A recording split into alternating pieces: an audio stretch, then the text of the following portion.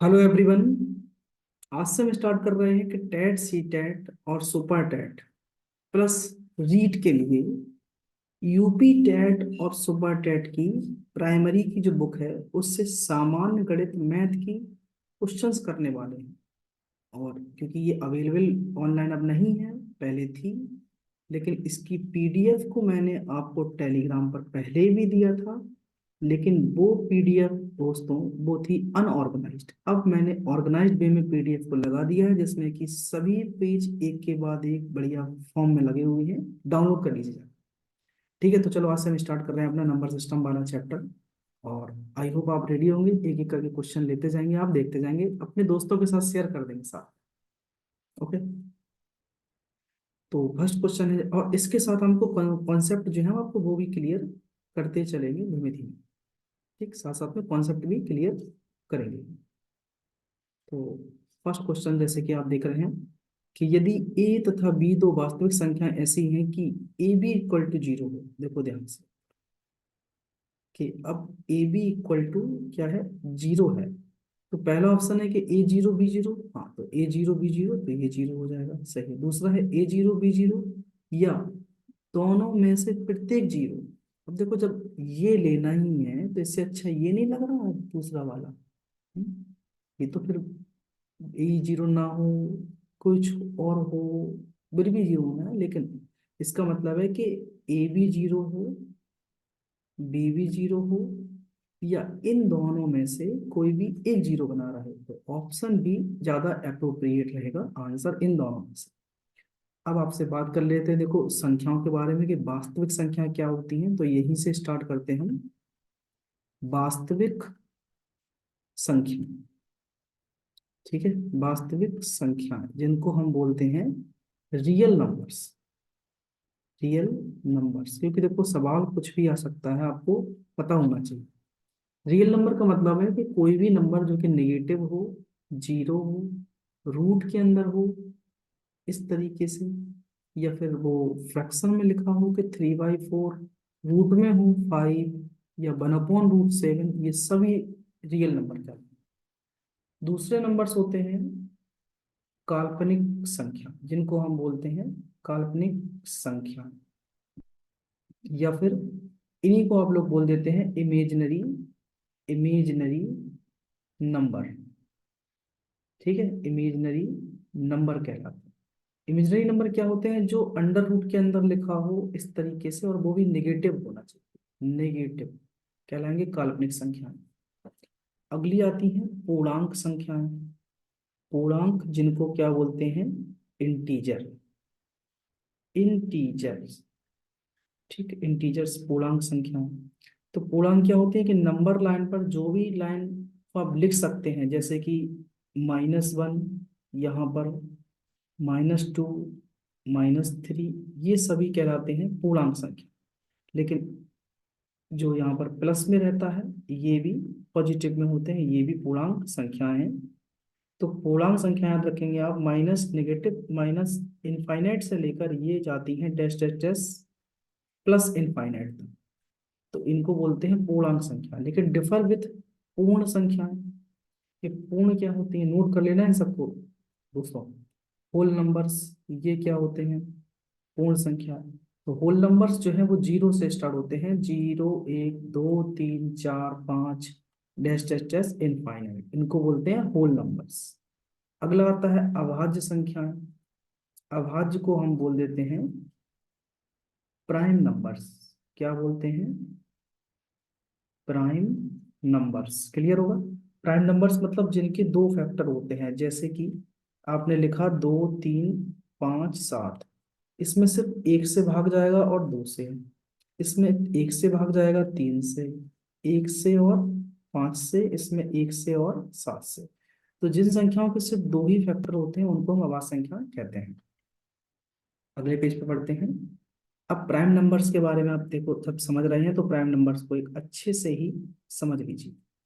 ये टोटल 1 से लेकर 100 तक, 1 to 100 कितने प्राइम नंबर्स होते हैं, तो आप देखो काउंट कर लो यहाँ से, 1 2 3 4 5 6 7 8 9। ठीक है, 10, 11, 12, 13, 14, 15, 16, 17, फर्दर 18, 19, 20, 21, 22, 23, 24, 25। तो 1 से लेके 100 तक टोटल 25 प्राइम नंबर्स होते हैं। कितने? 25 प्राइम नंबर्स, जिनमें कि सबसे छोटा प्राइम नंबर अगर पूछा जाए, बहुत और एग्जाम में आता है, smallest prime number with even digit. तो 1 डिजिट का इवन प्राइम नंबर स्मॉलेस्ट जिसको हम बोलते हैं, ये इवन भी है, स्मॉलेस्ट भी है, और 1 डिजिट का है। ठीक है, तो इसको हम ये 3 नाम देते हैं। तीनों में से कोई भी एग्जाम में क्वेश्चन पूछ लेता है। 3 से क्या आता है? ये smallest odd number, smallest odd prime number, odd prime numbers. फिर उसके बाद 2 डिजिट का स्मॉलेस्ट नंबर प्राइम हो जो कि 11 है। 2 डिजिट का ग्रेटेस्ट नंबर जो कि प्राइम हो वो है 97। ठीक है, बहुत बार आया है कि the sum of the, SSC के एग्जाम में आ गया है, the sum of the first prime numbers, first 5 prime number, 6 prime numbers, और the sum of the first prime numbers and the greatest 2 digit prime number. ये रहा answer 98। ठीक है, तो इन सबको एक बार आप पढ़ लीजिए, पीडीएफ आपको मिल जाएगी विद नोटेशन के साथ जो मैं लिख रहा हूँ। अगला क्वेश्चन की ओर बढ़ते हैं, क्वेश्चन नंबर 2। इनको आप एक रजिस्टर बनाओ, क्योंकि हमें अब डेली क्लास करना है इसकी, आप डेली लेंगे क्लास को। अगला क्वेश्चन है कि ए और बी तो धनात्मक पूर्णांक किस प्रकार हैं कि A to the power B equal to 125। तो फाइंड करना है आपको कि ए माइनस बी इसकी power A plus B minus 4 ये किसके बराबर होगा। देखो, A to the power B जो है ये 125, ये 5 का क्यूब होता है। अगर आप कंपटीशन की तैयारी कर रहे हैं इतना तो पता ही है, तुलना करेंगे तो ए मिलेगा आपको कितना? 5। ये है 5, और ये जो है पावर इसकी घात वो है 3। रखते जाइए इसमें आंसर, ए की जगह पे 5 और बी की जगह पे 3। तो 5 + 3 - 4 ये हो जाएगा 2 की घात 8 - 4, मतलब 2 की घात 4। और 2 की घात 4 क्या होता है? 2 × 2 × 2 × 2, 4 दूनी 8 में समझ लेना। ये है 2 दूनी 4 दूनी 8 दूनी 16, यह आ जाएगा 16 आंसर इस सवाल के लिए। Option number A, first option सही आंसर होगा। ठीक है, समझ में आ रहा होगा आई थिंक इतना। क्वेश्चन नंबर 3 की ओर बढ़ते हैं। थर्ड क्वेश्चन है ये, कि पूछा गया है 49 की घात 15 -1 किससे पूर्णतः विभाजित होगा। देखो, इसका कंसेप्ट होता है कि ए की पावर n -1, जहां पर n जो है वो ऑड नंबर है, ये क्या है? ऑड है। देखो, इसको कैसे सॉल्व करना होता है समझो। हम इस ऑड नंबर को, और ये ए बी जो है वो यहाँ पर ऑड है, दोनों ही ऑड है। आप 49 को लिख सकते हो क्या? 48 + 1 इसकी पावर, ये जो 1 जो है वो यहाँ बेस में है 1। ठीक है, ये -1 है। तो 49 को लिख सकते हैं हम 48 + 1 इसकी पावर 15, और आगे -1। अब देखना है कि इसमें किस संख्या से डिवाइड जाएगा। देखो, पहला ऑप्शन लेते हैं अगर हम 50, तो पूरा पूरा भाग जाना चाहिए एक्चुअली में, है कि नहीं? कुछ भी रिमाइंडर ना बचे। तो अगर हम पहला ही ऑप्शन लेते हैं 50, ठीक है, तो 50 से काटने के लिए ये तो कटेगा नहीं पूरा इससे, तो इसको हटा दिया हमने। 48, देखो लास्ट में ऑप्शन दिख भी रहा है आपको 48। इसको जब फर्दर एक्सपेंस करेंगे हम एक्सपोनेंशियल फॉर्म में, x + a की पावर n के फॉर्म में, ये 12th का क्वेश्चन इस तरीके से बनता है, NCR x⁻n - r, इस तरीके से इस वाले फॉर्म में। तो यहाँ मिलता है एक्सपेंशन में मुझे कि आप डायरेक्ट समझना, 48 से 48 कैंसिल हो जाते हैं। ये है 1 की पावर 15 मिलेगा आपको, ऑड नंबर है ये -1। तो 1 की घात कुछ भी हो, पर एक ही वही रहेगा, एक एक रहेगा, और यहाँ पर -1 है, इसको हटा देते हैं। ये है -1, तो आप कहेंगे 1 - 1 मतलब 0, तो रिमाइंडर भी क्या है? 0। लिखा भी है किस संख्या से पूर्णतः विभाज्य हो, तो ऑप्शन नंबर डी, 48 से पूर्णतः विभाज्य होगा। अगला क्वेश्चन फिर से पूछा गया है, इसको इससे विभाजित किया जाए तो शेषफल क्या होगा। देखो सेम टू सेम वही तरीका, 67 की पावर 67 प्लस 67, इसमें भाग देना है 68 से, 68 से। तो आप देखो 67 को क्या हम नहीं लिख सकते हैं, 68 - 1, हमें बेस के जैसा लिखना होता है। इसकी पावर 67 माइनस प्लस 67 अपॉन 68। अब देखो जब इसका इसमें भाग देते हैं तो इससे ये तो कैंसिल आउट हो जाएगा, बचेगा बेटा खाली -1 की पावर 67, और यहाँ ये वाले +67। अब बताओ ये -1 की पावर देखो ऑड है, तो ऑड अगर रहेगा -1 की पावर विषम, जिसको हम बोलते हैं विषम, अगर ये विषम रहेगा तो आंसर हमेशा -1 रहेगा। और अगर ये 1 की पावर इवन रहेगा, इवन का मतलब सम, तो ये हो जाएगा आपका सिर्फ 1।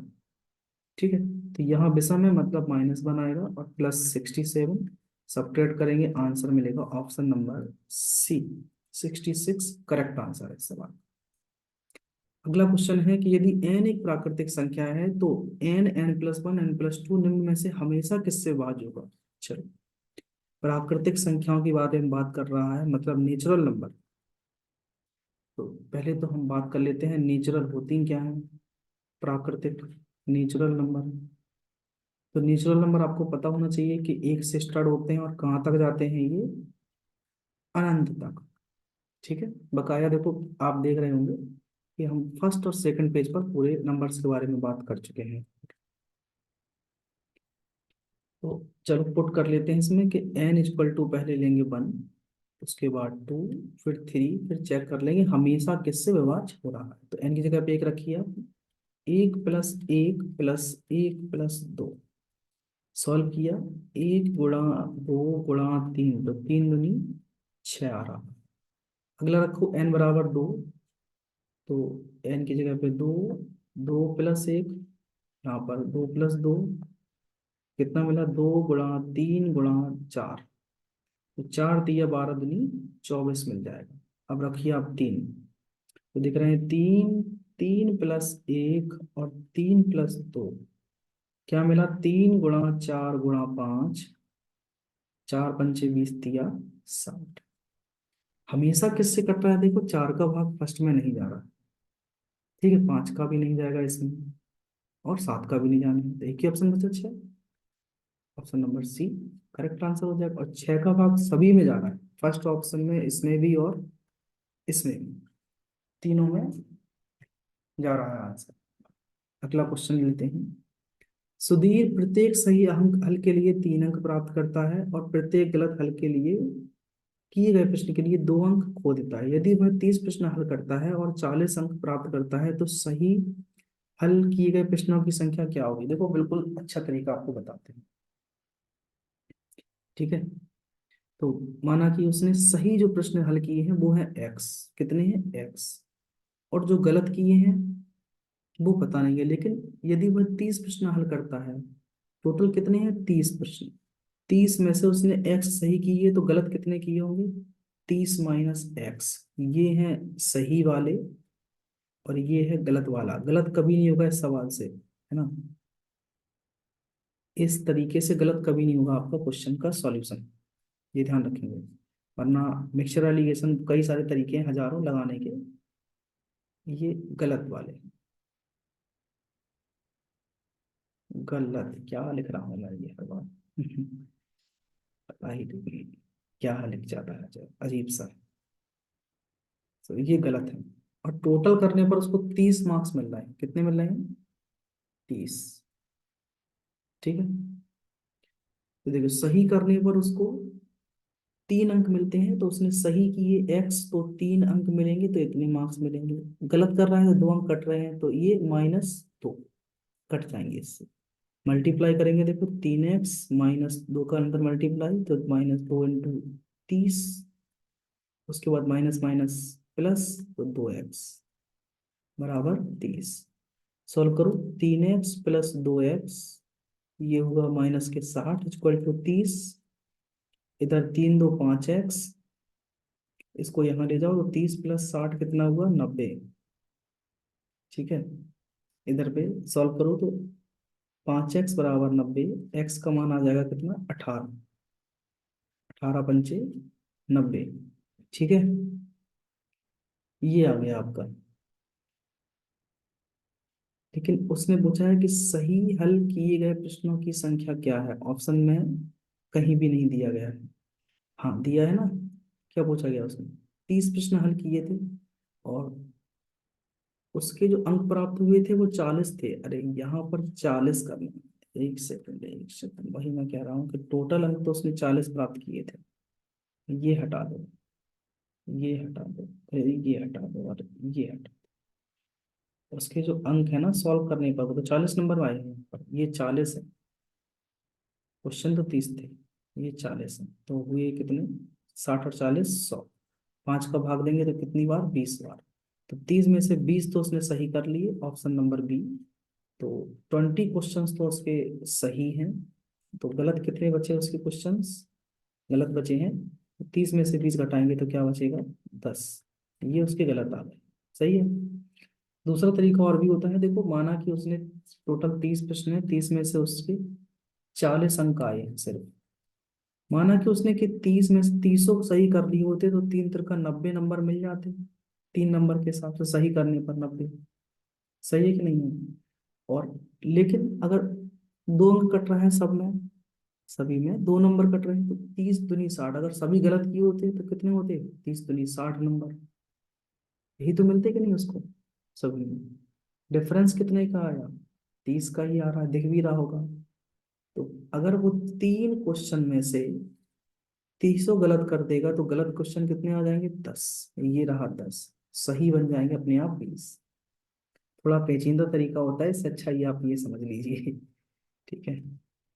अगला क्वेश्चन, यदि किसी संख्या के 75% में 75 जोड़ने पर वही संख्या प्राप्त होती है तो वह संख्या क्या है। माना कि संख्या देखो अपनी x है, x के 75% में, तो 75/100, इसमें वही संख्या जोड़ने पर, संख्या कौन सी जो आपने मानी है यही x, आपको मिलने, जोड़ने पर 75, जोड़ने पर वही संख्या प्राप्त होती है। अच्छा, एक बार दोबारा क्वेश्चन को समझ लेना अच्छे से, कि एक संख्या है, चलो x है, इसका 75% ये रहा, और इसमें 75 जोड़ दीजिए।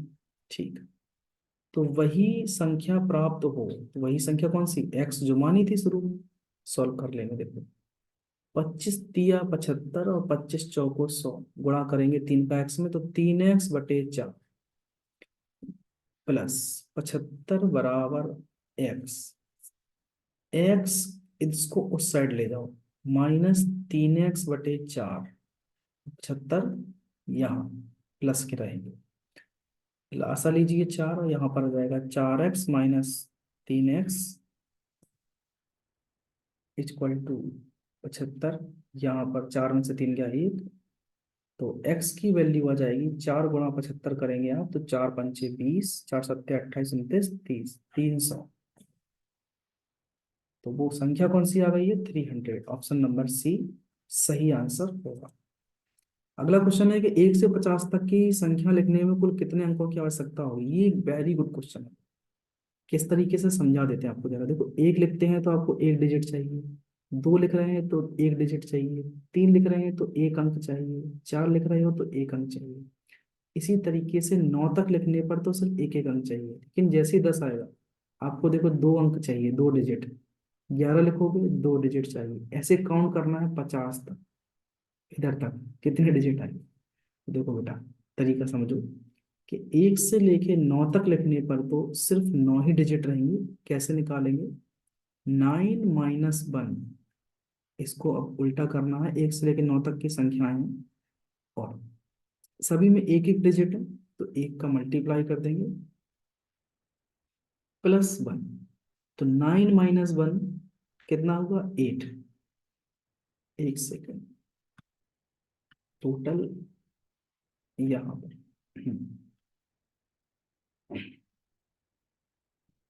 इधर 9 - 1 8 + 1 कितना हुआ, 8, और 1 ऐड करेंगे तो 9। ठीक है, 1 से 9 तक 9 ही संख्या, लेकिन सभी में अंक कितने, 1 1, तो हमने 1 का गुणा किया 9 में। अब आ जाओ, 10 से लेकर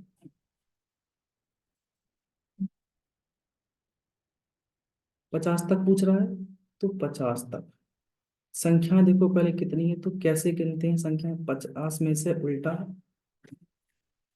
माइनस करो 10, उसमें एक जोड़ो, तो 50 में से 10 के 40 में एक जोड़ा 41, सभी में डिजिट कितनी है, दो दो, तो दो का मल्टीप्लाई कितना हो गया, ये 80।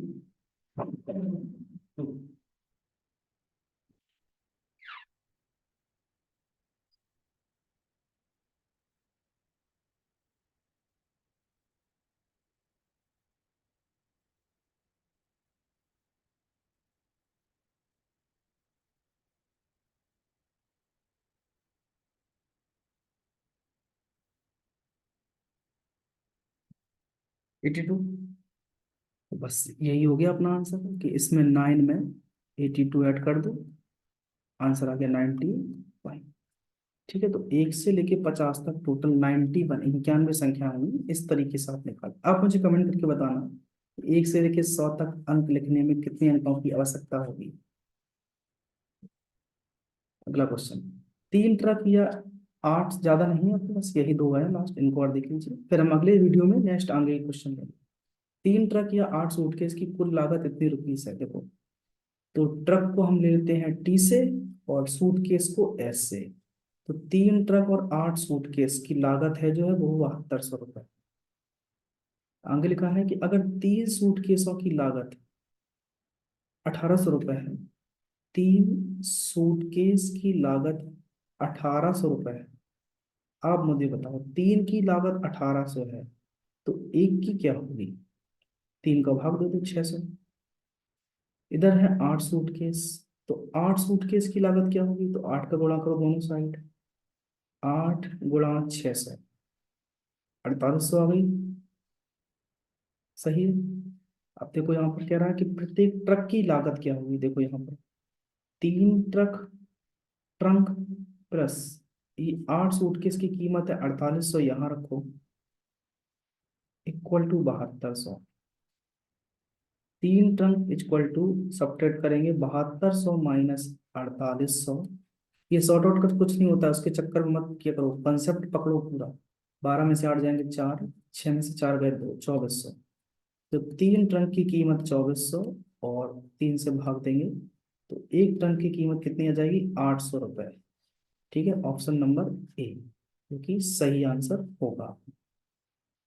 अगला क्वेश्चन देखिए कि 2 6 8 4 2684, 738 और 47, और 52,363, इसके गुणनखंड में यूनिट डिजिट क्या होगा, बहुत अच्छा कंसेप्ट, पूरा समझा देते हैं आपको इसी में, यूनिट डिजिट। चलो, तो यहाँ साइड में रहा यूनिट डिजिट, टॉपिक समझ लो अच्छे से, यूनिट डिजिट